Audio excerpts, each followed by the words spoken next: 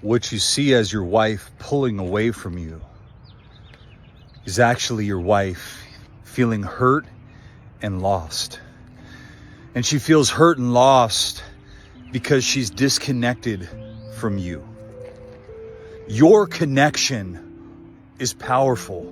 Your connection to your wife is powerful. What brought you to the precipice of your own marriage was that connection. So it shouldn't be a surprise that as there's a lack of connection, my wife feels lost. She feels disconnected and she feels hurt. And when people feel that way, they engage in survival mechanisms as a way to what? Deal with it, to cope.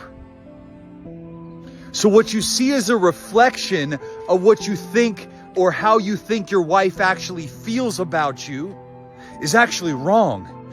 The way your wife pulls back from you, from your presence, is not because she doesn't love you, brother. It's because she's hurt. She feels lost.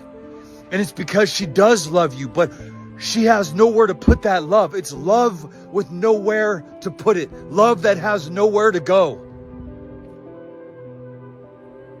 And then you wonder why you can't seem to get through to your wife when your wife is trying to figure out how you can't read between the lines, how you can't see the bigger picture, how you can't get a hint at the fact that your lack of connection is causing a lack of passion, a lack of romance, a lack of intimacy, a lack of vulnerability.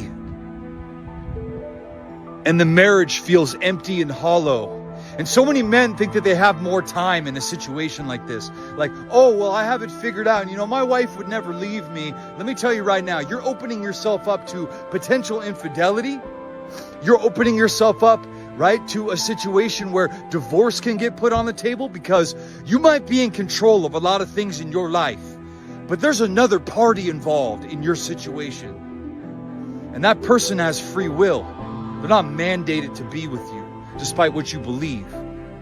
So you can keep procrastinating and putting this off, but inevitably what's going to happen is the bridge to get to the other side is going to become longer, more arduous, and difficult. Why? Because you're prolonging the pain. Inevitably, your marriage is dying by 1,000 paper cuts, and it's bleeding out slowly.